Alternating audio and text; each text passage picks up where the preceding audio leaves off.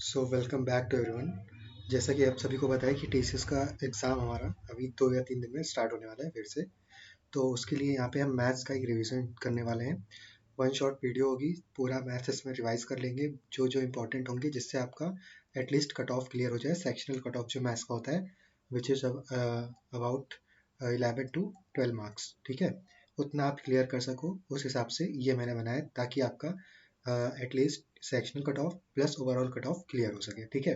तो वीडियो को पूरा एंड तक देखना, ये एक चीज़ रिक्वायरमेंट है, ओके, कि पूरा एंड तक अच्छे से देखना, समझना, और जो चीज़ें यहाँ पे बताई जा रही हैं उसको क्वेश्चंस में इम्प्लीमेंट करना। इसमें साथ साथ आपको क्वेश्चन भी मिलेंगे, लाइक यहाँ पे एग्जाम्पल क्वेश्चन भी मैंने रखे हैं, ठीक है। इसका सॉल्यूशन भी यहाँ पे साथ ही साथ बताया है, तो कैसे करना है सब कुछ यहाँ पे बताऊँगा। तो अभी चलते हैं, शुरू करते हैं वीडियो को। अभी तक अगर आपने चैनल को सब्सक्राइब नहीं किया तो डू सब्सक्राइब इट और share with your friends and family. तो चलो शुरू करते हैं। यहाँ पे देखो, सबसे पहला चैप्टर हमारा आता है प्रॉफिट एंड लॉस। अब यहाँ पे प्रॉफिट एंड लॉस मैंने बहुत बार पढ़ा चुका हूँ, ठीक है। 4-5 वीडियोस मैंने मैथ्स पे पर्टिकुलरली बनाई है। प्रीवियस ईयर सॉल्यूशन मैंने पीवाईक्यूज भी सॉल्व कराए हैं, मॉक टेस्ट भी सॉल्व कराया है, ठीक है। और रिवीजन भी कराया है सिर्फ मैथ्स के लिए। ये वीडियो और अच्छी है, मतलब कि बाकियों से जो वीडियो है वो सारी वीडियो अच्छी है, बट ये क्या है कि आपका एटलीस्ट कट ऑफ क्लियर हो जाए उस हिसाब से बनाया है। बाकी अगर आप और अच्छा मार्क्स आपको लाना है तो जो जो बाकी की ये सारी वीडियोस है वो आप 1x में 1.5x में या 2x में देख सकते हो। ये भी आप 1.5x में देखो तो आपको ज़्यादा टाइम सेव होगा और अच्छे से इसको कर पाओगे, ठीक। तो यहाँ पे देखो, profit and loss, this is very commonly and commonly used section by most of the companies. Here are important formulas, ठीक है। यहाँ पे देखो कुछ चीज़ें होती हैं, cost price, selling price, profit और गेन। अब कॉस्ट प्राइस क्या होता है? The price at which the article is purchase. जिस प्राइस से हम खरीदते हैं उसको कॉस्ट प्राइस बोलते हैं, जिस पे हम बेचते हैं उसको सेलिंग प्राइस बोलते हैं। और इस पे ये दोनों चीज़ों को करने पे जो हमें प्रॉफिट होता है या फिर लॉस होता है उसको क्या बोलेंगे? प्रॉफिट और गेन। और अगर लॉस हुआ तो उसको लॉस बोलेंगे, ठीक। प्रॉफिट में क्या होता है हमारा? सेलिंग प्राइस ज़्यादा होगा, कॉस्ट प्राइस कम होगा। लॉस में हमारा सेलिंग प्राइस कम होगा, कॉस्ट प्राइस ज़्यादा होगा। सिंपल सी बात है। अगर आपने 10 रुपये की कोई चीज़ खरीदी और 15 में बेच दी, आपको 5 का प्रॉफिट हुआ। इसका अगर रिवर्स कर दे, 15 पे आपने खरीदा, 10 में बेचा, तो आपका 5 का लॉस हो गया। सिंपल सी बात ये है इसमें। अब इसमें कुछ हमें चीज़ें फाइंड आउट करने को आता है, उसका फॉर्मूला यहाँ पे दिया हुआ है। पहला क्या है? गेन। गेन हमको पता है, जस्ट अभी हमने किया। सेलिंग प्राइस बड़ा होगा और कॉस्ट प्राइस छोटा होगा, तो यहाँ पे सेलिंग प्राइस पहले लिखेंगे, कॉस्ट प्राइस बाद में लिखेंगे। तो यहाँ से हमारा गेन निकल कर आ जाएगा। लॉस की बात करें तो लॉस हमारा क्या होता है? Cost price minus selling price. Simple. Loss और gain is always record by record on CP, मतलब कि सीपी पता होगा तभी हमें लॉस और गेन का पता चल पाएगा। गेन परसेंट कैसे निकालते हैं? सिंपल सी बात है, परसेंटेज हमें निकालना है। तो परसेंटेज कहाँ से निकलता है? 100 में से परसेंट निकलता है। तो जो भी गेन है, मान लो 5 रुपये का गेन हुआ था हमें अभी, ठीक। कितने में से गेन हुआ? 10 रुपये में से। और उसका हमें परसेंट निकालना है, तो उसको हम 100 से क्या करेंगे? मल्टीप्लाई कर देंगे। सेम यही फॉर्मूला लॉस के लिए भी है, गेन के लिए भी है। तो यहाँ पे हम इसको जब सॉल्व करेंगे, वी विल गेट 50%, ठीक। ये सिंपल सी बात है। Now if the article is sold at a gain of 35%, then SP is equals to 135% of CP। इसका क्या मतलब है? हम देखो यहाँ पे क्या कर रहे हैं? गेन निकाल रहे हैं, ठीक। गेन कैसे निकाल रहे हैं? 100 में से कोई चीज़ हमें, मान लो अगर हमने माना कि 150 रुपये की कोई चीज़ है जिसको हमने 170 रुपये में बेच दिया, ठीक। 170 में बेचा नहीं, मान लो इसको बोलते हैं 150 की कोई चीज़ है और हमें इस पे 25% का प्रॉफिट हुआ, तो बताओ हमें से इसका सेलिंग प्राइस क्या होगा? तो हमें कुछ नहीं करना, हमें सिंपली बस करना है 100 में क्या कर देना है? +25 कर देना है, और हमारा क्या हो जाएगा? 125%। यानी कि जो सीपी है उसका 125% अगर आप निकाल दोगे तो आपको क्या निकल कर आ जाएगा? आपका कॉस्ट प्राइस निकल कर आ जाएगा। सेम चीज़ यहाँ पे करा गया है। तो the article is sold at a loss, तो हम लॉस में अगर 35% बेचेंगे तो हम क्या करेंगे? 100 माइनस, अगर मान लेते हैं यहाँ पे हमने 35% का लॉस किया तो -35 करेंगे तो 65 आएगा। 65% ऑफ सी भी हमारा क्या निकल कर आ जाएगा? सेलिंग प्राइस जब लॉस हो रहा है। If the trader professes to sell his goods at cost price but uses false weight, then gain क्या हो जाएगा? अब देखो, ये बहुत ही कॉमन क्वेश्चन है आपका, बहुत कॉमनली आता है कि जो मतलब वो फॉल्स वेट का यूज करके गेन कर रहा है, तो बताओ उसका क्या हो जाएगा आंसर? तो देखो, गेन निकालने के लिए यहाँ पे क्या करेंगे? Error upon true value minus error into 100%, ठीक। ये फॉर्मूला याद रखना, काम आएगा। अब देखो कुछ फॉर्मूले यहाँ पे, जो ऊपर फॉर्मूले थे उसी को यहाँ पे ट्रिकी फॉर्मूला बोल के इसको शॉर्ट कर दिया है। सेलिंग प्राइस देखो 100 प्लस अगर प्रॉफिट हो रहा है तो गेन का profit upon 100 into C P कर दो, लॉस अगर हो रहा है तो उतना माइनस कर दो, सी पी निकालना है, ठीक है। और एस पी दिया हुआ है, गेन परसेंट दिया है, तो क्या करेंगे 100 upon 100 plus gain percent upon into C P, sorry into S P. अगर यहाँ पे सी पी निकालना है और लॉस और सेलिंग प्राइस दिया है तो लॉस को माइनस कर देंगे और एस पी से मल्टीप्लाई कर देंगे। When a person sells two items, one at gain X% and other at loss at X%, then the seller always incur loss given by X square upon 10। ठीक है, ये शायद 100 होगा, इसको जैसा देख लेना, ये 100 होगा, आई गेस ये 10, चलो ये 10, ठीक है, हाँ X का अगर मान लो 5%, हाँ ठीक। तो हाँ, यहाँ पे क्या देखो, इफ़ अ पर्सन कहना क्या चाह रहा है, अगर मान लो यहाँ पे हमने 25% के प्रॉफिट पे और 25% के लॉस पे कोई चीज़ बेचा तो हमेशा हमारा क्या होगा, लॉस होगा। ठीक, ये बात हमेशा याद रखना। अब इसका लॉस परसेंट कैसे निकालेंगे, सिंपल, हमें 25 का क्या कर देना है, स्क्वायर कर देना है और अपॉन 100 कर देना है। ठीक, यहाँ पे 100 होगा, जहाँ तक इसका मैं कंफर्म करके अपने व्हाट्सएप ग्रुप पे अपडेट कर दूंगा, तो यहाँ पे समय इसको थोड़ा अभी होल्ड पे रखते हैं। बाकी आप समझो, यहाँ पे एक्स स्क्वायर अपॉन 100 से एक बार सॉल्व करते हैं इसको, देखते हैं क्या आता है आंसर। 25 का स्क्वायर अपॉन अगर 100 करेंगे तो 6.25 और 625 अपॉन 10 करते हैं। सो आई गेस यहाँ पे 100 ही होगा, but I am not sure, तो अभी यहाँ पे इसको होल्ड पे रखो, इसको एक्स स्क्वायर अपॉन 100 ही मानकर चलना। ठीक, तो यहाँ पे अगर हम ओवरऑल देखेंगे तो हमें 6.25 का लॉस ही होगा हमेशा, अगर हमारा X% प्रॉफिट भी हो रहा है, X% लॉस भी हो रहा है। Next is, if price is first increases and then decreases by y%, then the net change will be, यहाँ पे देखो अगर एक बार इंक्रीज कर रहा है एक बार डिक्रीज कर रहा है तो हम यहाँ पे क्या करेंगे, पहले परसेंट जो इंक्रीज कर रहा है उसको लिखना है, माइनस जो डिक्रीज किया वो लिखना, फिर माइनस इन दोनों का multiplication X Y upon 100। Next is, if price of a commodity is decrease by a% and then by what percent consumption should be increased to keep the price same। तो इसको कैसे करते हैं, मान लो यहाँ पे a% से इंक्रीज किया तो a से 100 इंटू ए करो अपॉन यहाँ पे 100 माइनस क्या कर दो 60। नेक्स्ट इज, यहाँ पे 60 कहाँ से आया, 60 यहाँ पे, if the quantity of increase by a% then what consumption should be increase. तो यहाँ पे जो क्वेश्चन आप देखोगे वहाँ पे आपको दे रखा होगा कि यहाँ पे इतने परसेंट से क्या हुआ, इंक्रीज किया है। मान लो ए से अगर इंक्रीज किया, ए की वैल्यू मान लो अगर 40 होगी या 60 होगी, तो वही हमें यहाँ पे माइनस भी करना है। अब देखो क्वेश्चन देखोगे तो और अच्छे से आपको क्लियरिटी आएगी। The price of a TV set is increase by 40%। तो हम सबसे पहले क्या करेंगे, 40% increase of the cost price and the decreased by 25%. The new price on the selling price on selling the profit of the dealer is 1000 at what price was the TV sold from the above mentioned from। ठीक है, हमें बताना ये है कि 1000 का TV उसने बेचा तो क्या प्राइस था टीवी का जब उसने उसको बेचा। ठीक है, तो इसका देखो फाइनल डिफरेंस हम यहाँ पे निकालेंगे 40 माइनस 25।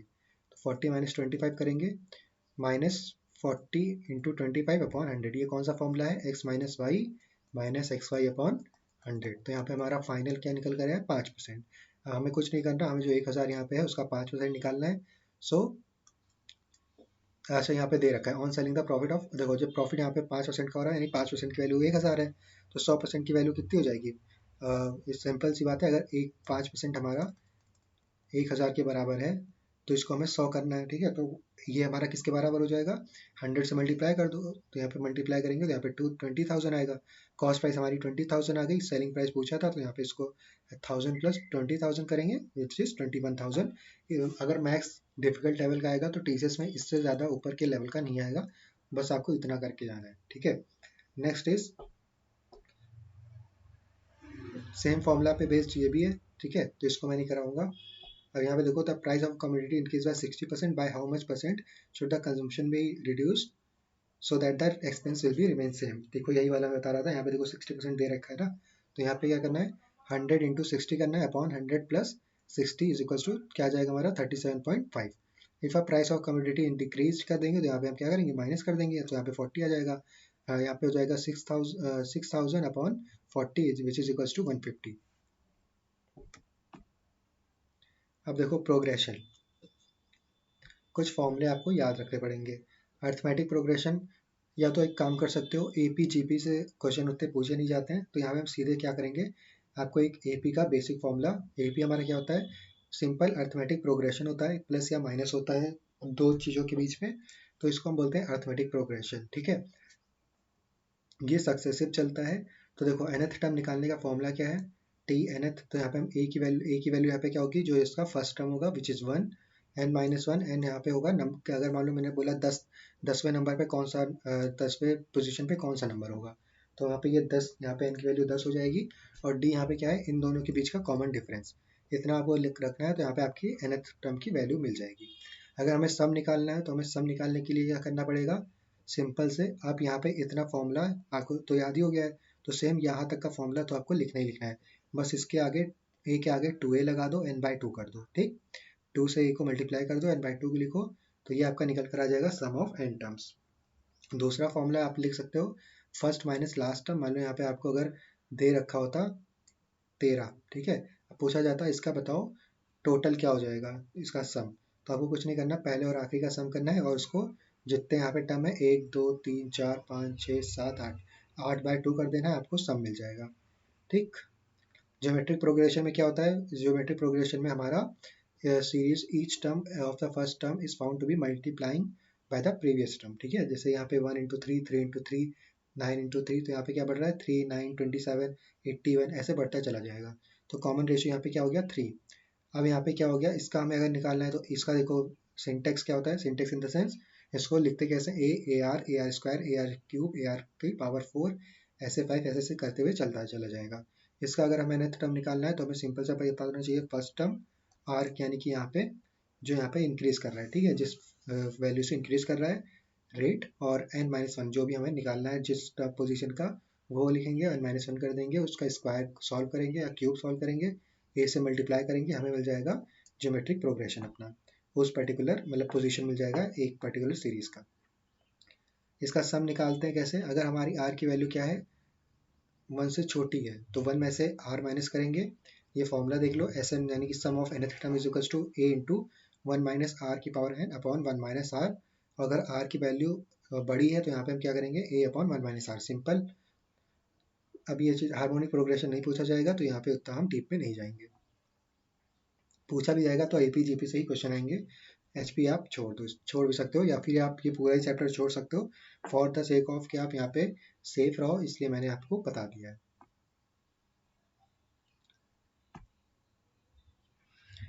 अब देखो हमारा आता है रेशियो एंड प्रोपोर्शन।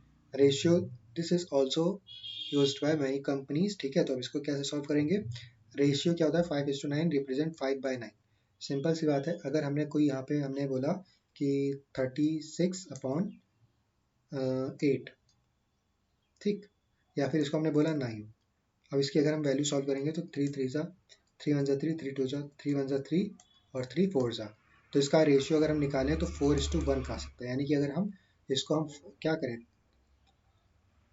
9 से इसको मल्टीप्लाई कर दें, जो हमारा रेशियो क्या आया, 4:1 आया। अब 9 से अगर हम इसको मल्टीप्लाई कर दें और 9 से इसको मल्टीप्लाई कर दें, तो हमें क्या मिल जाएगा, वापस हमें यही नंबर मिल जाएंगे, सिंपल सा बात, हमारा रेशियो का ये होता है। ठीक, कि इसके बाद और डिवाइड ना हो सके, अब यहाँ पे देखो 5/9 है, तो क्या हम इसको फर्दर डिवाइड कर सकते हैं, अब यहाँ पे इसका हमें मल्टीपल एक्स हमें मान के सॉल्व करना होता है, जो भी क्वेश्चन आता है, अभी आगे आपको पता चलेगा। सो यहाँ पे देखो, द मल्टीप्लीकेशन और division of each term of a ratio by the some same non zero number does not affect the ratio. कहना क्या चाह रहा है, 4:5 है, तो इसको हम क्या लिख सकते हैं, 8:10 भी लिख सकते हैं, 12:15, ऑल्सो 4:6 2:3, मतलब कहने का मतलब है कि अगर हमने वो 4/1 अभी हमने निकाला था, इसको हम किसी से भी मल्टीप्लाई करते हैं, तो एंड में रेशियो हमारा यही मिलेगा, अगर हम उस नंबर से डिवाइड कर देते हैं। ठीक, proportion, the equality of two ratios is called proportion. If a is to b is equals to c is to d, we write a is to b is to c is to d, and we say that a b c d are in proportion. Here a and d are called extreme and b and c are called mean terms. Okay, तो समझ में आया, product of mean is equals to product of extreme. अब देखो इसका मतलब यहाँ पे ये है कि a is to b is to c, a is to b अगर हमारा है, a b c d मतलब हमारे रेशियोज में है, तो हम इसको कैसे लिख सकते हैं, a is to b is to C is to D. अब यहाँ पे ये ए और डी यहाँ पे हमारे क्या है, एक्सट्रीम्स। अब इनका प्रोडक्ट, ठीक है, product of means is equals to product of extremes, यानी कि ए इंटू डी कर दें, बी इंटू सी कर दें, ये दोनों आपस में क्या होंगे, इक्वल होंगे, जो यहाँ पे आपको करके दिखा के रखा हुआ है। Simple. Now formula to remember, a is to b is equals to c is to d, जो अभी हमने पढ़ा। Third proportion a is to b is equals to c is to d when then c is called the third proportion. तो यहाँ पे a is to b is to अगर दिया हुआ है तो यहाँ पे थर्ड प्रोपोर्शन हमारा डायरेक्ट सी होगा। Third proportion of x Y क्या होगा, X Y square upon X, ये फॉर्मूला याद रख लेना। थर्ड प्रोपोर्शन फाइंड करने के लिए, मेन प्रोपोर्शन फाइंड करने के लिए अगर हमें ए बी का बताना है कि मेन प्रोपोर्शन क्या होगा, सिंपली स्क्वायर रूट कर दो ए इंटू बी का, ठीक है, square root a into b का। कंपैरिजन रेशियोज, अगर a is to b greater than c is to d है तो यानी कि a upon b greater than c upon d, यहाँ पे ये चीज। Compound ratio, the compounded ratio of the ratios a is to b comma c is to d comma e is to f is a c e is to d b F. Multiple में मतलब कि a is to c is to e d into b into d into f, upon कर दो ratio में तो आपका same यहाँ पे कंपाउंडेड रेशियो हो जाएगा। Duplicate ratio, a is to b is a square is to b square. Sub duplicate ratio, a is to b is a is to b. Simple. Triplicate ratio, cube कर दो ratios का, सब triplicate ratio 1/3 कर दो ratio का। ये सारे terms है जो आपको अगर एग्जाम में डाल दिया कि इसका ट्रिपलेट रेशियो तो आपको पता होना चाहिए कि हमें रेशियोज का क्यूब करना है, इसलिए मैंने यहाँ पे आपको बताया है। अब यहाँ पे देखो, a pig pursues a cat and takes 10 leaps for every 12 leaps of the cat. मतलब कि एक पिग है जो 10 लीव्स लेता है, जो 10 लीव्स बराबर है किसके, कैट के 12 लीव्स के। But 8 leaps of pig are equal to 18 leaps of cat. और 8 पिग ऑफ लीव्स का मतलब अगर 8 कदम हमारा पिग चलता है तो हमारे लीव का, हमारे कैट का वो 18 कदम होगा। Compare the speed of pig and cat, अच्छा क्वेश्चन है। सो देखो 8 लीव्स ऑफ पिग हमारा किसके बराबर है, 8 लीव्स ऑफ कैट, ठीक। सो अगर हम x को x मान ले, कैट मतलब कैट का अगर हम x मान ले तो 1 लीफ ऑफ पिग क्या हो जाएगा, x/8। 1 लीफ ऑफ कैट क्या हो जाएगा, x/18। Now in same thing pig of 10 leaves is equals to cat 12 leaves। तो अगर पिग का 10 कदम कैट के 12 कदम के बराबर है तो distance covered by the pig at the same time क्या हो जाएगा, 10/10 इंटू x/8। और distance covered by the same time क्या हो जाएगा, 12 कैट 12 इंटू x/18। अब इसको रेशियो से निकालना है तो x x हमारा कैंसिल आउट हो जाएगा, ये हमारे बाकी हमारा 8/10/8 अपॉन 12/18। जब इसको फर्दर सॉल्व करेंगे सो वी विल गेट 15/18। तो यही हमारा रेशियो हो जाएगा, इसी को हमें यहाँ पे फाइंड आउट करना था। सिंपल। अब यहाँ पे इन्वेस्टमेंट वाला एक क्वेश्चन आ जाता है। Sanjay Sunil enters into a partnership, Sanjay invest 2000, Sunil invest 3000, है ना। After 6 months Sunil withdraw from his business, at the end of the year the profit is 4200, how much would Sunil get out of this profit. तो सबसे पहले हम क्या करेंगे, टाइम इंटू मनी कर देंगे तो हमें टोटल इन्वेस्टमेंट निकल कर आ जाएगा। तो यहाँ पे देखो क्या हो रहा है, सिंपल अगर हम रेशियो फाइंड कर लेते हैं तभी देखो, अगर हम 2000 को 3000 का रेशियो में इन दोनों का फाइंड आउट करना तो जब फाइंड आउट करेंगे तो 4:3 we will get. Now Sunil receives 3:3/7, यानी कि 4:3 रेशियो है, तो सुनील का हिस्सा कितना हो जाएगा, 3/7। 7 इसलिए यानी कि इन दोनों का सम, टोटल रेशियो इतना है, इसमें से 3 पार्ट हमारा सुनील का है, तो 3/7 इंटू 4200, तो यहाँ पे 1800 रुपये हमारा सुनील लेकर जाएगा। Next is simple interest and compound interest. सभी को पता है सिंपल इंटरेस्ट हमारा क्या होता है, जो साल में एक पर्टिकुलर ब्याज लगता है यानी कि इंटरेस्ट लगता है, उसको बोलते हैं सिंपल इंटरेस्ट। और जो कंपाउंडेड होता है वो इंटरेस्ट पे इंटरेस्ट लगता है। इसका मतलब मान लो अपने 1000 रुपये पे आपको 10 रुपये इंटरेस्ट मिल रहा है, तो अगली बार क्या हो जाएगा, 1010 रुपये पे आपको 10% फिर से मिलेगा। और ये सिंपल इंटरेस्ट में क्या होता है, अगर आपने 1000 रुपये डाले हैं तो अगले साल भी आपको 1000 पे ही इंटरेस्ट मिलेगा, ना कि उस पे इंटरेस्ट मिलेगा। तो इसको ये डिफरेंस होता है हमारा सिंपल इंटरेस्ट और कंपाउंड इंटरेस्ट पे। नाउ द मनी बोरोड और लेंट और by the principal of period is called principal of the sum, ठीक है। प्रिंसिपल अमाउंट किसको बोलते हैं, जो पैसे कोई लेता है या फिर जो इंटरेस्ट वो मतलब बैंक में जमा करता है पर्टिकुलर इंटरेस्ट रेट पे, वो बोलते हैं उसको प्रिंसिपल अमाउंट। इंटरेस्ट क्या होता है, एक्स्ट्रा मनी पेड और using others money is called interest. Interest जैसे बैंक हमको इंटरेस्ट देता है तो उसको बोलते हैं कि जो एक्स्ट्रा पैसे मिलते हैं हमारे पैसे यूज करने के, उसको बोलते हैं इंटरेस्ट। सिंपल इंटरेस्ट हमने अभी आपको बताया, उसका फॉर्मूला क्या है, principal into rate into time, ठीक है, अपॉन 100। तो यहाँ से हमें क्या मिल जाएगा, एस आई। अमाउंट निकालना हो तो यहाँ पे हम प्लस प्लस क्या कर देंगे, प्रिंसिपल, यानी कि जो हमें यहाँ पे प्रिंसिपल अमाउंट रखा है उसी में हम ऐड कर देंगे, तो हमें क्या मिल जाएगा, अमाउंट मिल जाएगा। ये चीज़ आपको यहाँ पे ध्यान में रखनी है। अब let principal of P is equal rate R% per annum then time N years, ठीक है। When interest is compounded annually, amount यहाँ पे क्या हो जाएगा हमारा, P 1 plus R upon 100 into N. When interest compounded half yearly, तो यहाँ पे हम रेट को डबल कर देंगे, रेट को हाफ कर देंगे, टाइम को डबल कर देते हैं, ठीक। तो P plus R by 2 upon 100 into 2 N. When interest compounded quarterly, तो यहाँ पे हम सिंपली फोर टाइम्स क्या कर देंगे, टाइम को, और 1/4 कर देंगे रेट को। When interest compounded annually but the time is in fraction, तो यहाँ पे हम क्या करेंगे, जैसे कि फ्रैक्शन में टाइम ऐसे दिए रखा है, तो यहाँ पे फॉर्मूला क्या हो जाएगा, P bracket 1 plus R upon 100 into 3 plus 1 plus 2R by 5 upon 100। इतना कॉम्प्लिकेटेड नहीं आएगा, तो यहाँ पे आपको घबराना नहीं है, बस आपको यहाँ तक का पढ़ के जाना है for TCS and QT। Next is when rate are different for different years, R%, R2%, R3%, 1 to 3 year respectively, then the amount will be P 1 plus R upon 100 into 1 plus R by 200 plus into R 1 plus R upon R by 3 upon 100। तो ये हमारा हो जाएगा amount. Next, present worth of rupees X due to n years hence is given by present worth X upon 1 plus R upon 100 into n। अब यहाँ पे आपका formula revise हो गया। अगर आपको इस पर प्रैक्टिस करना है, फॉर्मूला ये पीडीएफ प्लस और भी बहुत सारे पीडीएफ ऑलरेडी प्रोवाइडेड हैं। कहाँ पे, आपको यरुण सोनी, यहाँ पे देखो ये वाली वेबसाइट पे जाना है,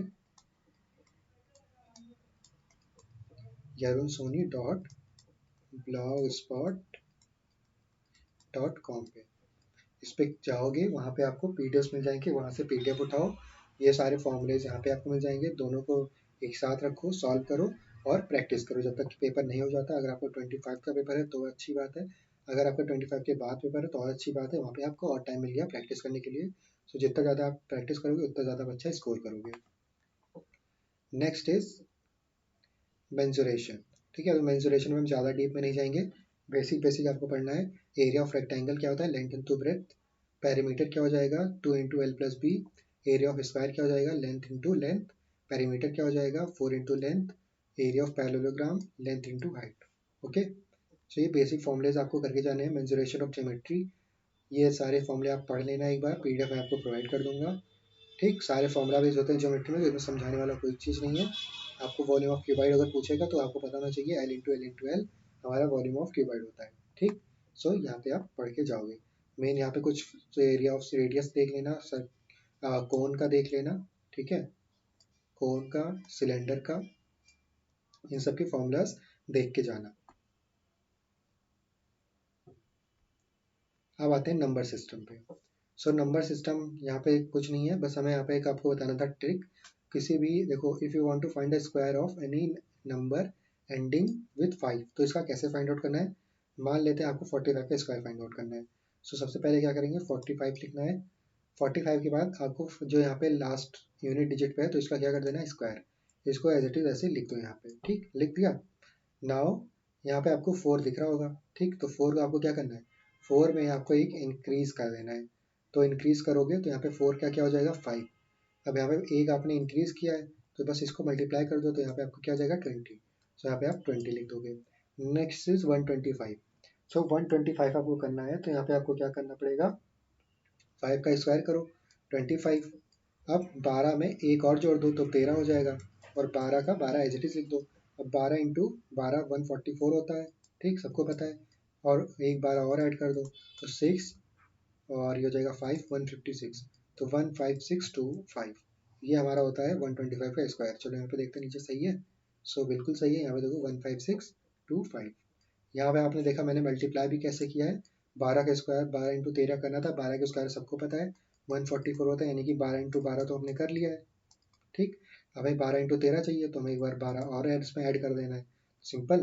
तो इस तरीके से आप ट्रिक की वजह से थोड़ा ट्रिक याद रखो, अब आपको कैलकुलेटर का यूज़ भी नहीं करना पड़ेगा। एचसीएफ एंड एलसीएम सबको आता है फाइंड आउट करना, तो इसमें हम नहीं जाएंगे, ठीक, कुछ इसमें ज़्यादा लेना देना नहीं है। बात करते हैं प्रोबेबिलिटी की।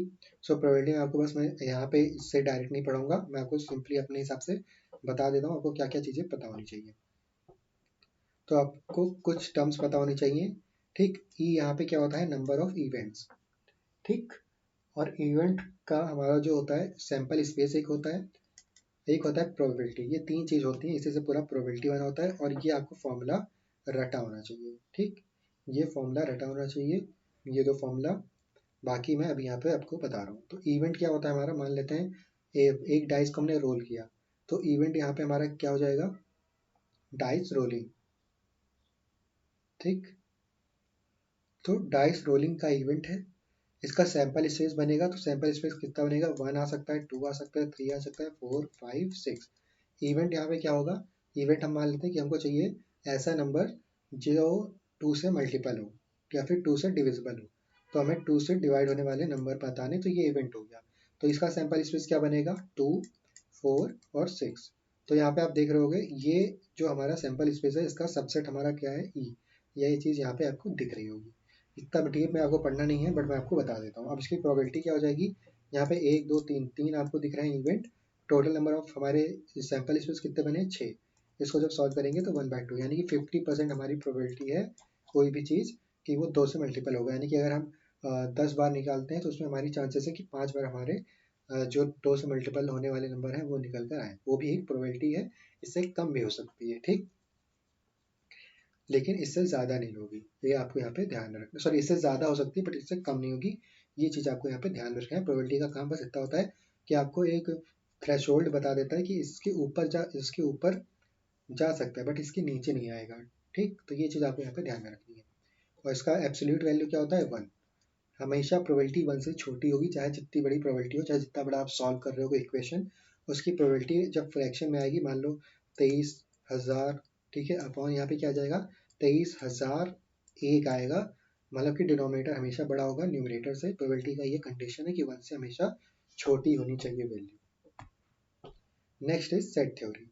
अब सेट थ्योरी में आपको मैं पढ़ा तो रहा हूँ, बट ये आपका हेल्प किस में करेगा, सिलोगिज्म में, ठीक। सिलोगिज्म में हेल्प करेगा। जो क्वेश्चन आपको आते हैं जैसे all cows are bats, all bats are birds, ठीक, नो बैट्स आर बर्ड्स, तो ये वाले क्वेश्चन आपको इसमें दिखेंगे। सो इसका सैंपल स्पेस कैसे बनेगा, डॉग काउ और हॉर्स। सो डॉग हमारा एक अलग फैमिली है, काउ अलग फैमिली है, हॉर्स अलग फैमिली है। So how we will write it, we will write as dog, horse and cow. Next is unit, tens, hundreds. तो यहाँ पे देखो हंड्रेड्स के यूनिट्स, फिर उसका क्या आ रहा है, यूनिट्स, टेंस, हंड्रेड्स। तो इसको हम अरेंज करने लॉजिकली तो कैसे अरेंज कर सकते हैं, हंड्रेड्स आएगा, उसके बाद क्या आएगा, टेंस, फिर हमारा unit. Next is stationery pen and pencil. ये क्वेश्चन हमारा एसएससी का पूछा हुआ क्वेश्चन है, तो यहाँ पे इसको ध्यान में रखना। स्टेशनरी, स्टेशनरी क्या होता है हमारा, जो स्टेशनरी के सामान होते हैं, कॉपी पेन पेंसिल, तो हमारा पेन और पेंसिल यहाँ पे आएगा और स्टेशनरी यहाँ पर आएगा। सो यहाँ पे ये चीज़ आपको ध्यान में रखनी है, पेन पेंसिल स्टेशनरी का मतलब क्या है कि स्टेशनरी का मतलब स्टेशनरी, हमारे पेन और पेंसिल हमारे कौन सी फैमिली से आते हैं, स्टेशनरी, बट पेन और फैमिली आपस में बिलोंग नहीं करते, तो इसलिए हमने इसको सेपरेट रखा है स्टेशनरी के अंदर। Next is women, mother and sister, same जैसे यहाँ पे था, तो यहाँ पे देखो वुमेन, सिस्टर एंड मदर।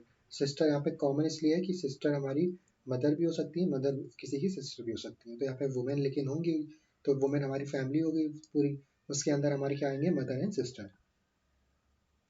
इस तरीके से आपको यहाँ पे बहुत सारे एग्जाम्पल्स मिल जाएंगे, तो आप यहाँ पे अपना प्रैक्टिस करते रहना। Next is speed, distance and time. तो फॉर्मूलाज और इजी ट्रिक्स यहाँ पे देखो क्या है, स्पीड निकालने का डिस्टेंस अपॉन टाइम, टाइम का हमारा डिस्टेंस अपॉन स्पीड, और डिस्टेंस निकालने का डिस्टेंस इंटू टाइम।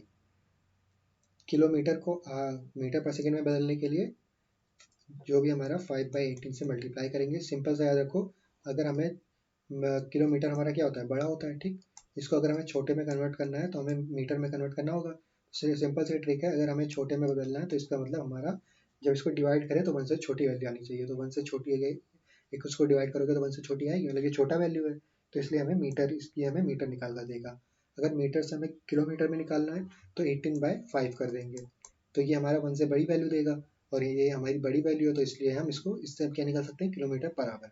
ये ट्रिक आप यूज़ कर सकते हो याद रखने के लिए कि मीटर पर सेकेंड से किलोमीटर में बदलने के लिए कौन सा यूज़ करेंगे और किलोमीटर से मीटर में बदलने के लिए क्या यूज़ करेंगे। If the ratio of two speeds of A and B is A is to B, then the ratio of the time taken by them to cover the same distance 1 upon A is to 1 upon B और B is to A।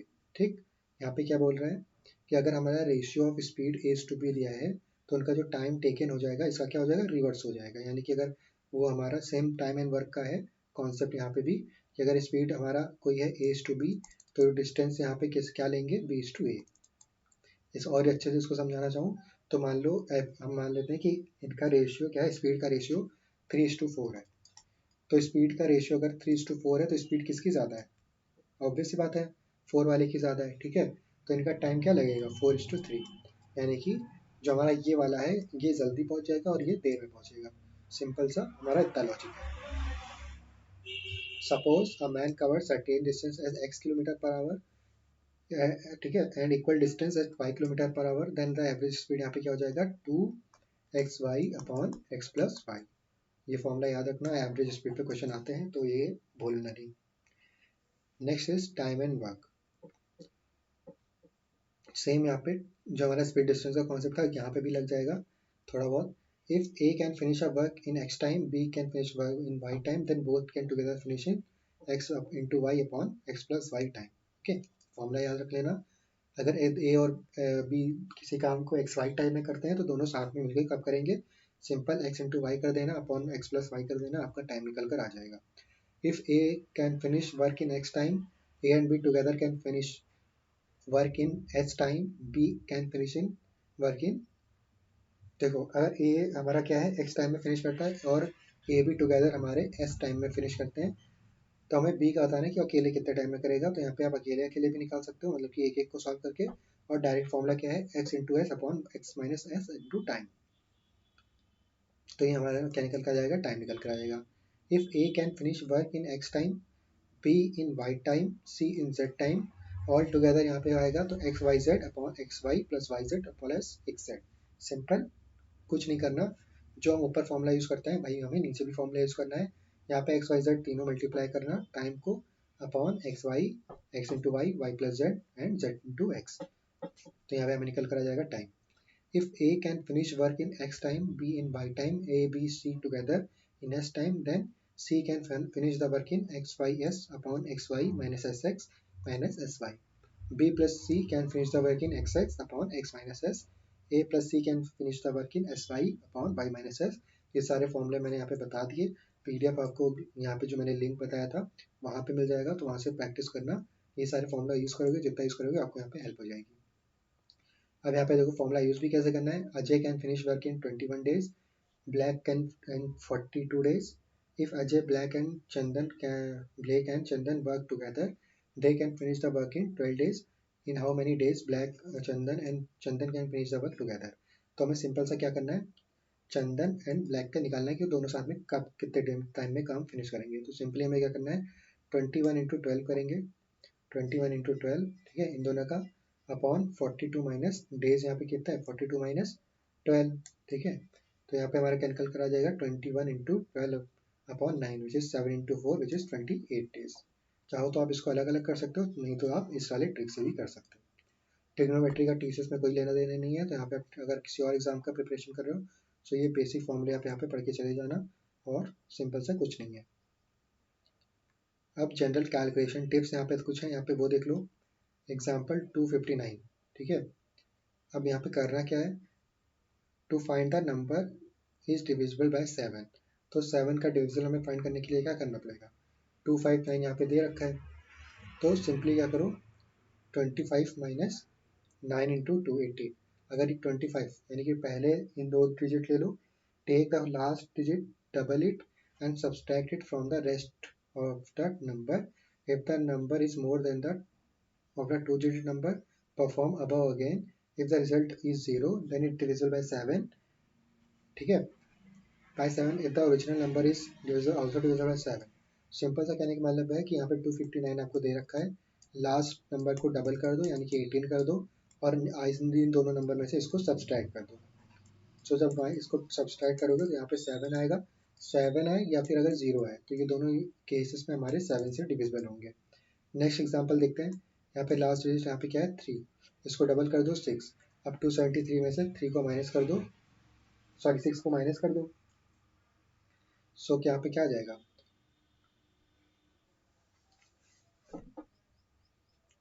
तो यहाँ पे 273 आ जाएगा। अभी देखो हमारा solve नहीं हुआ है 273, फिर से हम ऑपरेशन सेम परफॉर्म करेंगे, 3 को डबल करेंगे 6, 27 माइनस 6 कर देंगे तो यहाँ पे आ जाएगा 21। 21 आपको पता है 7 से डिविजल होकर 0 देता है, तो this is divisible by 7। Next is to find the square of 40 to 50, यानी कि 40 से 50 के बीच में अगर आपको स्क्वायर फाइंड करना है तो वो कैसे करना है, सब सिंपली हमें क्या करना है, सब्सट्रैक्ट अ नंबर बाय 50। मान लो 44 का हमें निकालना है तो 50 को हम माइनस कर देंगे 44 से, तो हमारा निकल कर आ जाएगा 6। अब 6 का हमें क्या करना है, स्क्वायर कर देना है विच इज 36। अब इसको एज इट इज लिखा रहने दो। नेक्स्ट इज जो हमारा 25, हम यहाँ पे 25 को पकड़ेंगे और माइनस जो यहाँ पे करने पे आया था, ठीक है, 50 माइनस 44 करने पे जो हमारा नंबर आया था उसी को हम यहाँ पे माइनस करेंगे, तो हमारा नंबर क्या आ जाएगा 19। अब इस 19 और 36 दोनों को साथ में लिख दो, आपका स्क्वायर आ जाएगा 44 का। तो ये किस पे एप्लीकेबल है, 40 से लेके 50 के नंबर के बीच में। तो और जिसके नंबर के बीच में लास्ट में 5 आता है उसका मैंने ऑलरेडी बता दिया है तरीका, तो आप इस तरीके से कर सकते हो। नेक्स्ट इज एलजेब्रा इक्वेशन, ठीक है, इक्वेशन एंड एलजेब्रा। तो आपको बस सिंपली ये फॉर्मूला याद करना है, श्रीधराचार्य फॉर्मूला, आपका स्क्वायर रूट फाइंड आउट करने के, नहीं तो आप जो आपका नॉर्मल तरीका है पॉलिनोमियल सॉल्व करने का, कि इसको इससे मल्टीप्लाई करने पे ये आना चाहिए और एडिशन होने पे ये आना चाहिए, तो वो चीज़ आपको यहाँ पे उससे भी कर सकते हो। अगर उससे नहीं हो रहा है तो यहाँ पे श्रीधराचार्य फॉर्मूला यूज़ करके आप एक्स और एक्स की वैल्यू फाइंड आउट कर सकते हो, जो कि दो वैल्यूज आएंगी, एक प्लस में माइनस में। तो क्वेश्चन के अकॉर्डिंग आप दोनों वैल्यूज आंसर कर सकते हो या फिर एक सिंगल आंसर, ये इसका डेरिवेशन है, वो आपसे लेना देना नहीं है, बस आपको सिंपली क्या याद रखना है, श्रीधराचार्य फॉर्मूला। सो होपफुली वीडियो पसंद आई होगी, if you like this video do subscribe share, ठीक है। और अभी तक आपने थीसिस में कितना प्रिपरेशन कर लिया है, कमेंट इट डाउन। अगर आपका प्रिपेयर हो चुका है, ठीक है, तो अभी कौन सा डिफिकल्ट आपको लग रहा है वो कमेंट कर दो, so I will make the video on that also. So hopefully video पसंद आएगी, if you like it do subscribe for more such videos like that, and मिलते हैं किसी नेक्स्ट वीडियो में, तब तक के लिए कीप लर्निंग कीप ग्राइंडिंग।